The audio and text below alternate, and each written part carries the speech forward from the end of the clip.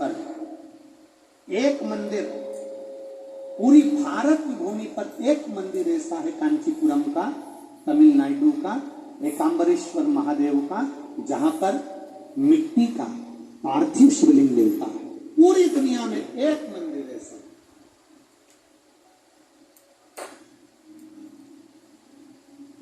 बोले कांबरेश्वर महादेव की, बोल बम का नारा है एकांबरेश्वर महादेव। मिट्टी का शिवलिंग,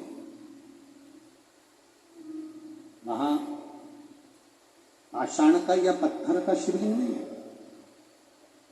वहां पर सोना चांदी हीरा पन्ना का शिवलिंग नहीं है, वहां पर पार्थिव शिवलिंग, पार्थिव मिट्टी।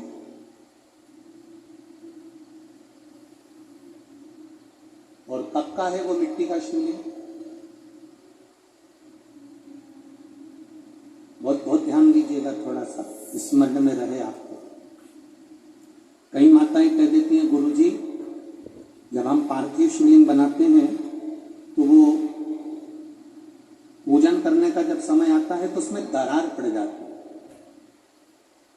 बोलो री जी जी सही है कि गलत है? जब हम पूजन करने का समय होता है तो उसमें दरार पड़ जाती है। कारण क्या होता है? किस कारण से उसमें दरार आ जाती है? उसमें आपने 3 चीजें नहीं मिलाई। मिट्टी तो आप लाए हो और उसमें 3 चीजें नहीं मिला। एक, पहले नंबर पर है माखन या गाय का घी या दूध। इसमें से एक चीज जरूर मिला मिट्टी में। दूसरी, भस्म, थोड़ी सी भस्म यदि आपके पास में है। भस्म से मतलब होता है अलोना गोबर। अलोना गोबर जानना है आपने? यहाँ क्या बोलते हैं उसको? एक होता है गाय का गोबर जिसको हाथ से थापते, थापा कंडा बन गया, वो नहीं। अलोनी गोबरी, गाय ने सौदा करा, वो सूख गया, उसको उठाया, जलाया, उसकी भस्म तैयार करी। वो भस्म शिवजी पे समर्पित होने वाली वो भस्म उस मिट्टी के अंदर डाली जाए। अलोनी गोबरी की जो भस्म होती है, गाय जो कोटा करती है और वो गाय का जो गोबर होता है वो सूख जाता है।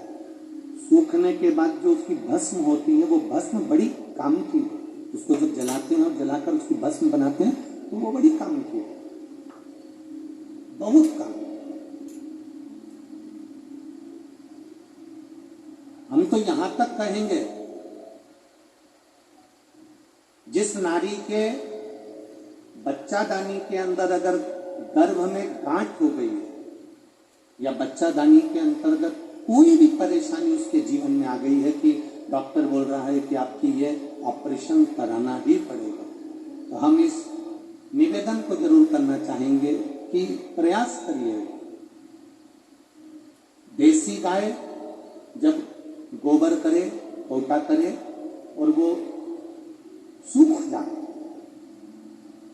वो सूखा हुआ जो गोबर का कोटा रहे सूखा हुआ, उसको जलाकर उसकी भस्म तैयार कर कर देवादिदेव महादेव को समर्पित कर कर उसको उठाकर डिब्बी में रख लीजिए। एक डब्बे में उसको रख और उस भस्म को सोमवार के दिन से लेकर 7 दिन तक लगातार थोड़ा थोड़ा सा उस भस्म को अपने उदर पर त्रिपुंड का भाव, उस भस्म से त्रिपुंड का भाव कि मेरा महादेव मेरे गर्भ की रक्षा करेगा, त्रिपुंड का भाव। और उसी भस्म को मुख में थोड़ा सा लेकर देवादिदेव महादेव के चढ़े हुए जल का आचमन करिए। जो गर्भाशय में जो भी तकलीफ होगी, मेरा देवादिदेव महादेव उसको अच्छा गर्भस्थ तकलीफ।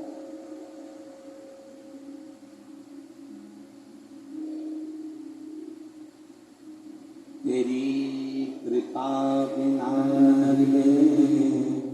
एक ही अणु लेते श्वास दे कृपा से तनो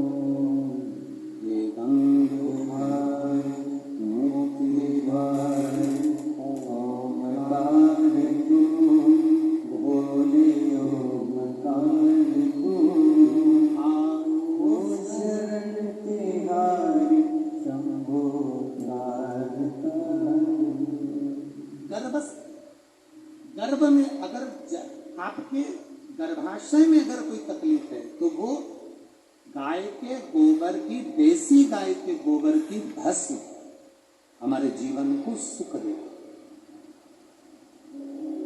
और भी अच्छे से समझ लो, मान लो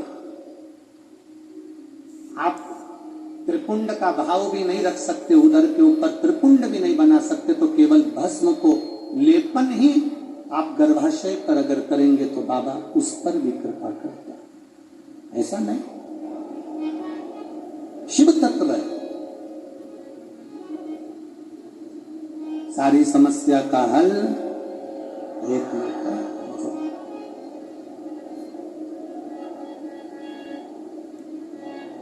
ये मानव की जो देह है ना, ये बड़ी विचित्र देह है। बचपन में होमवर्क लेते हो, होमवर्क करते हो, जवानी आती है तो होम लोन लेते हो, और बुढ़ापा आता है तो अलोम और विलोम करते हो। ये अवस्था है हमारा, ये हमारा जीवन की एक श्रृंखला कि हमें करना है, हम करते। शिव तत्व कह रहा है, भगवान शंकर का पावन चरित्र कह रहा है। एकांबरेश्वर महादेव कांचीपुरम में, तमिलनाडु में, भारत की भूमि पर दुनिया के सबसे विशाल मंदिरों में, जो विशाल मंदिरों की गणना होती है, उन विशाल मंदिरों में सबसे बड़े मंदिर की गणना में कांचीपुरम का, ये तमिलनाडु का मंदिर एकांबरेश्वर महादेव का। एकांबरेश्वर, जहां पर पाषाण का शिवलिंग नहीं है, जहां पत्थर का शिवलिंग नहीं है, जहां सोना और चांदी का शिवलिंग नहीं है, जहां हीरे पन्ने का शिवलिंग नहीं है, जहां पर मिट्टी का पार्थिव शिवलिंग की पूजा है। अब जरा विचार करिएगा, गुरुजी क्या बात कर रहे हो? ये पार्थिव शिवलिंग, मिट्टी का शिवलिंग, जहां एकांबरेश्वर महादेव के मंदिर में पूजा जाता है, वहां क्या वो शिवलिंग मिट्टी का फटा नहीं होगा? क्या उसमें दरार नहीं पड़ी होगी? क्या वो मिट्टी का शिवलिंग बेकार नहीं हुआ होगा? हम जब पार्थिव शिवलिंग का निर्माण करते हैं तब उस समय उसमें हम बहुत से पदार्थ डाल देते हैं। आप कुछ डालें ना डालें, दो चीजें मिट्टी के अंदर अवश्य डालें, एक मक्खन या दूध या गाय का, जम के बोलो, घी, और दूसरा भस्म। ये दो चीजें क्यों डालना चाहिए? कि शिवलिंग अच्छा बनेगा, शिवलिंग पक्का रहेगा, दरार नहीं पड़ेगी, उसके लिए डालना चाहिए क्या? ना ना ना, पार्थिव शिवलिंग का निर्माण करने वाले दो चीजों का स्मरण अवश्य रखें। पहला, मिट्टी के अंदर जब हम मक्खन, दूध या गाय का घी डालकर शिवलिंग का निर्माण करते हैं, जिसके घर में वंश नहीं बढ़ता, 20 साल, 25 साल, 15 साल, 12 साल हो गए हों, और जिसके घर में बच्चा ना हुआ हो, हम उनसे भी निवेदन करेंगे कि प्रत्येक प्रदोष, प्रत्येक शिवरात्रि, हर महीने प्रदोष आती है, हर महीने शिवरात्रि आती है, प्रत्येक शिवरात्रि, प्रत्येक प्रदोष को आप मिट्टी के अंदर मक्खन या गाय का दूध या गाय का घी, देसी गाय का मिलाकर शिवलिंग बनाकर उसकी पूजन करना प्रारंभ करें। 1 साल पूरा नहीं होगा, भले 20 साल हो गए होंगे, पर आपका गर्भ जगत करेगा, ये निश्चित। भले 20 साल हो गए, 22 साल हो गए, 25 साल हो गए, डॉक्टर ने मना कर दिया नहीं होगा, फिर भी आप बाबा पर भरोसा, बोल बम का नारा है, आप विश्वास के साथ शिव की आराधना करिए। गाय, देसी गौ माता का दूध, मक्खन, घी, ये हमारे मिट्टी के अंदर मिलाकर जब हम शिवलिंग का निर्माण करते हैं तो हमारा वंश बढ़ता। दूसरा, भस्म। दूसरी चीज क्या है? जम के बोलो जरा पीछे वाले भी, और जितने आसपास के जितने 5 पंडालों में जो बैठे हैं, जो अलग से पंडाल लगाए गए हैं, उनमें भी जो भरे बैठे हैं, इधर के पंडालों में पीछे वाले, और जितने लोग रोड पर बैठे हैं, जितनी दुकानों के अंदर बैठे हैं, वो भी जरा सावधानी से सुनना। ये पार्थेश्वर शिवलिंग कथा आपको बाद में नहीं मिल पाएगी, बड़े ध्यान से सुनना। ये अपनी जिंदगी बनाने के लिए माँ पीताम्बरा ने अपने धाम में करवाई है, अपने जीवन को प्रकाश करने। कार्यकर्ता कितनी भी बात करें, पड़ोसी कितना भी बोलता रहे उसका कोई जवाब मत दो। आप कथा सुनने आए हो, बड़ी मेहनत से धूप में चलकर आए हो, 500 रुपए खर्च कर कर यहाँ पहुंचे हो, दिल से सुनना तो बाबा दिल से तुम्हारी झोली भर कर भेजेगा। समय बर्बाद मत करना बिल्कुल भी। और जिसको समय बर्बाद करना है वो चुपचाप से उठकर यहाँ से पंडाल से बाहर जाकर अपनी गाड़ी उठाकर जा सकता है। बड़ी मुश्किल से कथा मिलती है और दतिया वालों के तो भाग्य में आदरणीय गृह मंत्री जी ने करा ली तो बाबा की कृपा से ये इतना बड़ा कुंभ भरा गया। यही बाबा की दिल से सुन लो। पहले नंबर पर है मिट्टी में मिलाया गया मक्खन, घी या दूध। दूसरे नंबर पर है, जम के बोलो जल्दी से, भस्म। ये दूसरे नंबर। भस्म का प्रयोग शिवलिंग का जब निर्माण करे, पार्थिव शिवलिंग जब बनाए, मिट्टी में थोड़ी सी भस्म जरूर मिला। भस्म किस चीज के लिए होती है?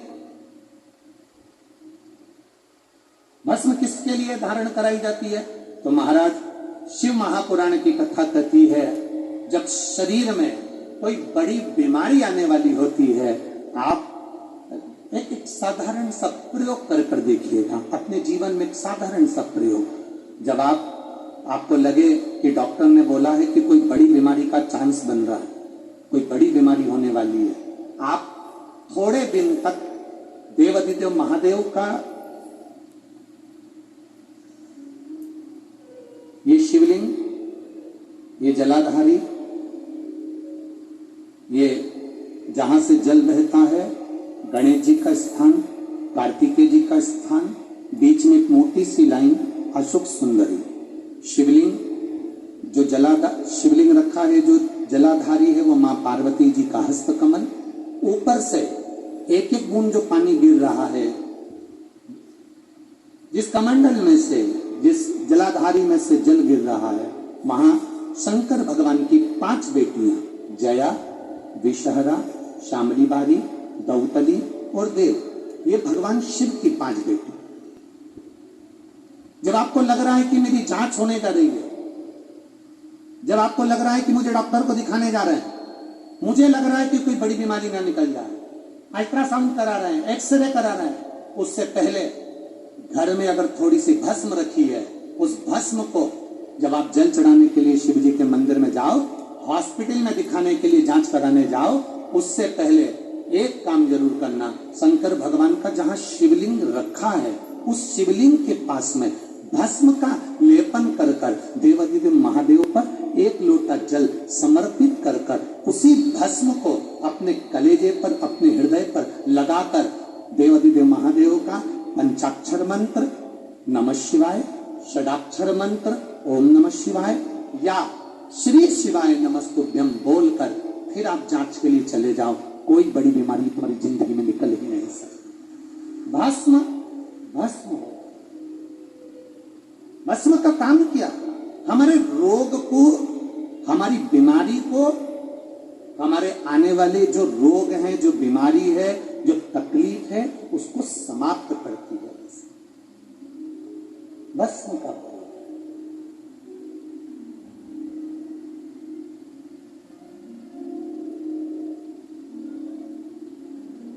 शिवलिंग का निर्माण कर रहे हो, पार्थिव शिवलिंग का, उसमें थोड़ी सी भस्म हमारी बीमारी को हर लेती है, थोड़ी सी भस्म हमारी तकलीफ को हर लेती है। भस्म का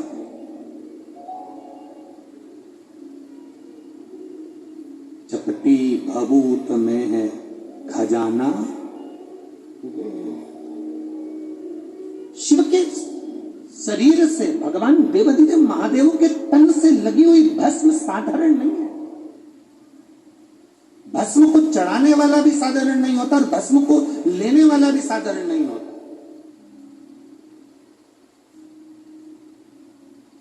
शंभु शरण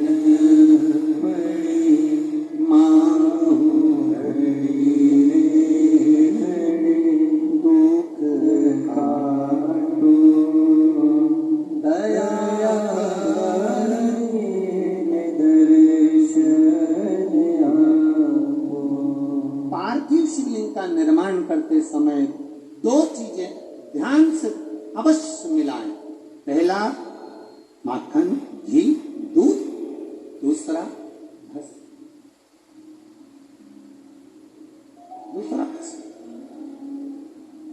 भस्म धारण भी करना चाहिए।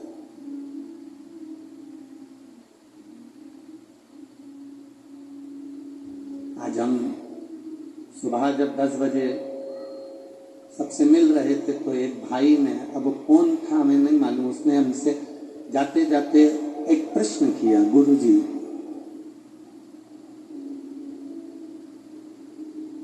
रुद्राक्ष की माला पहनना क्या जरूरी है? तुलसी की माला पहनना क्या जरूरी है? अगर हम नहीं पहने तो तेरी मर्जी, नहीं पहने तो वो तेरी मर्जी।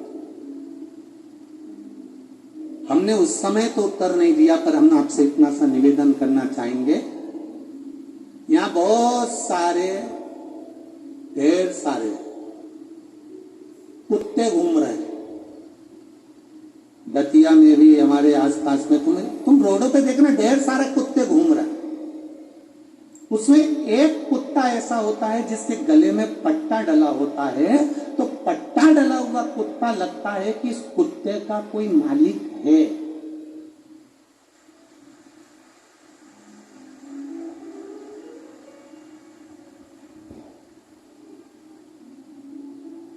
भैंस देखो बहुत सारी मिलेगी, भैंस के गले में अगर पट्टा डला हुआ है, डोरी बंधी है, तो भैंस का कोई मालिक, बोलते जाओ रे दतिया वालों, भैंस का कोई मालिक है।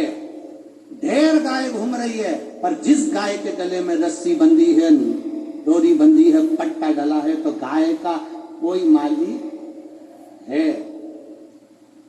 तो तुम्हारे गले में अगर रुद्राक्ष या तुलसी की माला है, तो तुम्हारे शरीर का भी कोई मालिक,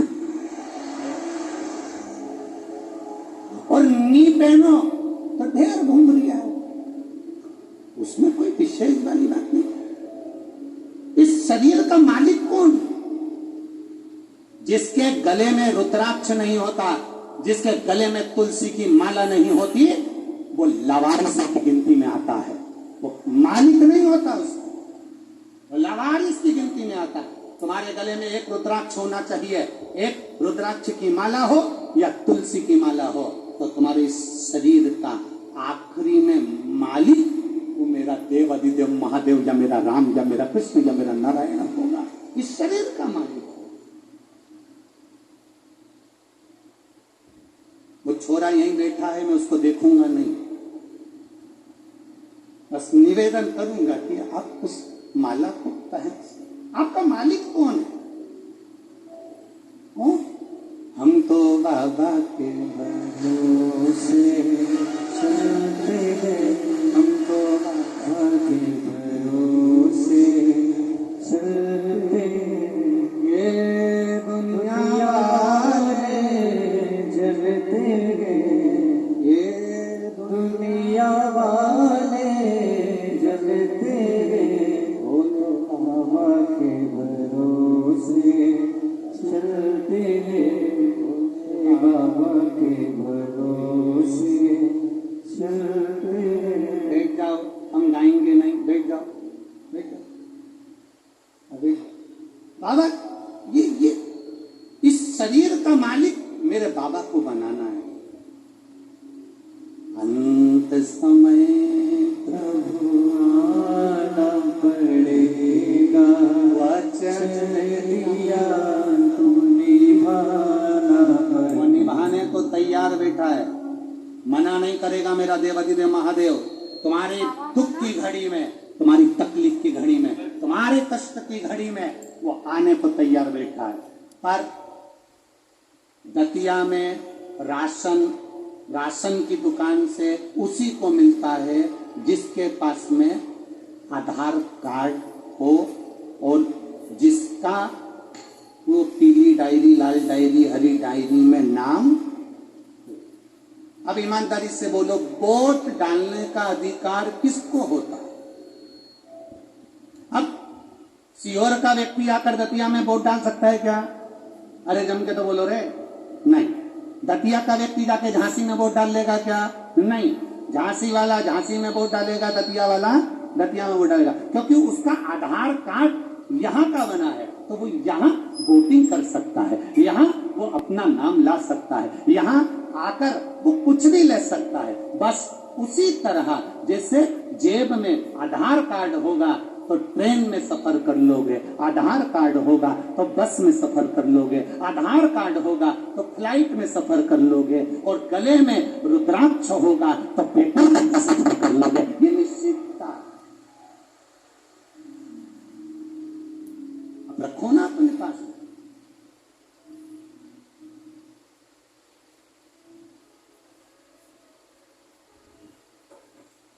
सोने की माला और रुद्राक्ष की माला में एक ही अंतर है।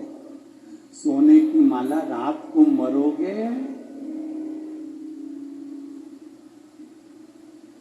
इतना घूंघट डाल डाल के रो रो के निकाल देंगे। नानी भाई का मायरा सुना है कि नहीं सुना?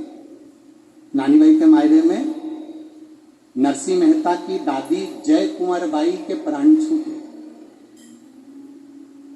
और नरसिंह मेहता की जो बड़ी भाभी थी वो दिन भर दादी को ताने देती थी, डुकरिया बेटी है, बुढ़िया बेटी है, मरती क्यों नहीं है, दिन भर ताने देती थी। नरसिंह मेहता को धक्के मारकर निकाल दिया था जिसने, अपनी देवरानी को धक्के मारकर निकाल दिया था वो नरसिंह मेहता की भाभी। जब सास मरी, दादी सास, तो उनसे गले लग लग के रो रही, इतना इतना घूंघट करके रो रही।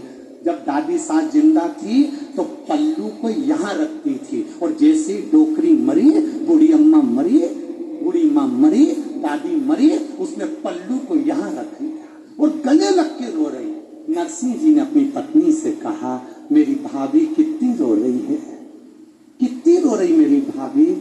इतने में नरसिंह जी की पत्नी बोली, सही कह रहे हो, दिन भर गाली देती थी पर आज दुख भी सबसे ज्यादा इसी को हो रहा है। थोड़ी देर बाद गले लग लग के रोने के बाद जेठानी ने देवरानी से कहा, मैं पानी पी के आती हूँ, तू रो ले, मैं पानी पी के आती हूँ, तू रो ले। जो देवरानी रोने के लिए बैठी, उसने देखा जेठानी गले लग लग के इसलिए रो रही थी क्योंकि सास के कान में सोने की मुर्की थी, उसको दांत से कतर रही थी। सोने की जो मुर्की थी कान में, उसको दांत से कतर रही थी, और मुंह में धर के और चली गई, और पानी के मटके में डाल के आके अब कहने लगी, जल्दी ले जा, जल्दी ले जा। वाह वारी दुनिया, मतलब की दुनिया में किसी कौन तुम्हारा, कौन रिश्तेदार, कौन नातेदार, कौन कुटुंबी, अंत समय में कोई साथ ना देगा। जितना पहने हो आभूषण सब उतर जाना है। अंत समय में केवल जो रुद्राक्ष की माला तुम्हारे गले में है, जो तुलसी की माला तुम्हारे पास में है, वो अंत समय में वो ही आधार कार्ड है। उसको देख कर वैकुंठ और कैलाश का प्रवेश हो जाएगा, उसी को प्रवेश।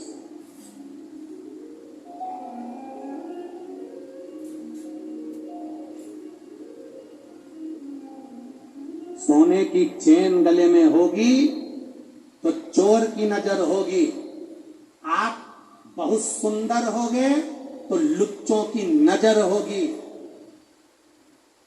और गले में अगर रुद्राक्ष या तुलसी की माला होगी तो मेरे महादेव की नजर होगी। ये निश्चित है। बोल बम का नारा है। आपके गले की माला, आपके गले का पड़ा हुआ एक रुद्राक्ष आपको परम धाम तक लेकर जाए, शिव तत्व तक ले।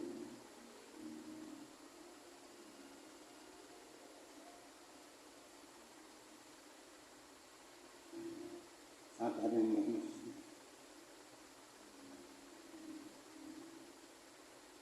शिव साधारण नहीं। एक बार की बात है, शंकर भगवान से माता पार्वती जी ने कहा, प्रभु मेरा मन है, बाबा एकांत में जाकर मैं तप करना चाहती हूँ, मेरा मन। शिव जी ने कहा, जा यही कांची कांचीपुरम का जो तमिलनाडु क्षेत्र के अंतर्गत कांचीपुरम है, और वहीं पर एक आम के पेड़ के नीचे माता पार्वती तप करने के लिए गई। आम के पल्लव में, आम के पेड़ के नीचे। अब थोड़ा ध्यान देने वाला विषय है, थोड़ा ध्यान दीजिएगा। वो जितने भी बैठे हो बड़ा ध्यान देना। शंकर भगवान का तीसरा नेत्र खुला, कामदेव आम के पेड़ पर चढ़ा हुआ था। काय के वृक्ष पर था? आम के पेड़ में। पार्वती जी ने जो तप साधना करी वो आम के पेड़ के नीचे थी। हमारे सनातन हिंदू धर्म में दरवाजे पर जो बंदरवार बांधी जाती है उसमें आम के पत्ते लगाए जाते हैं। कलश स्थापना करी जाती है तो उसमें आम के पत्ते रखे जाते हैं। घर में कोई अच्छा कार्य होता है तो आम के पत्ते लगाते हैं। आम के पत्ते।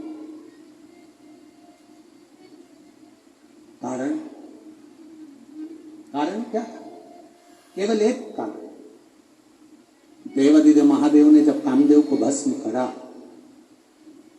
उस समय पर भगवान शिव का नेत्र कामदेव पर पड़ा, कामदेव भस्म हुआ। आम के पल्लव में छुपा था। आम के पल्लव में। आम का वृक्ष भी उस समय पर कामदेव के भस्म होने पर जलने लगा, तड़पने लगा, चिल्लाने लगा। आम के पल्लव में से आवाज आने लगी, बाबा बाबा बाबा कहकर जब पुकारा, बाबा बाबा कहकर पुकारा, 2 बार आम के पल्लव ने कष्ट होने पर हर हर कह दिया। क्या बोला है? जम के बोलो जरा।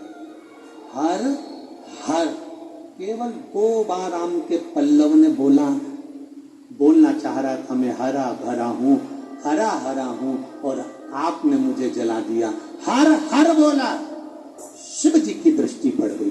भोलेनाथ जी ने कामदेव भस्म होकर जमीन पर गिरे और आम के पल्लव को, आम के वृक्ष को शिव जी ने भस्म होने से रोक दिया और कहा, सुन आम के वृक्ष, आम के पल्लव, तूने हर हर कहा है, इसलिए तेरे को मैं भस्म नहीं करूंगा। तेरे ऊपर आने वाली जितनी बाधाएं होंगी वो सब नष्ट कर दूंगा।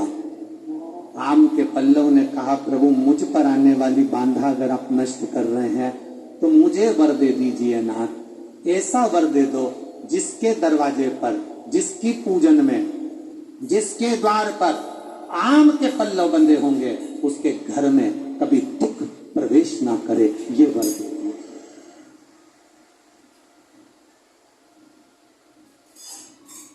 शिव मंदिर जाते हो आप लोग? सब लोग जाते हैं? हफ्ते में 1 बार का नियम बना लो, मुख से बोलने का, हर हर।